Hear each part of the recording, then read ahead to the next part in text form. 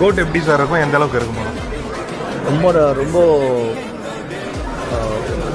மெனக்கட்டு டைரக்டர் வெங்கட் பிரபு வந்து ஆடியன்ஸ்க்கு பெரிய ட்ரீட்டாக இருக்குன்னு சொல்லிட்டு ரொம்ப ஹார்ட் ஒர்க் பண்ணியிருக்காரு. குட்டி போனி டெய்லு கியூட்டா கையில் மாட்டுக்கிட்டா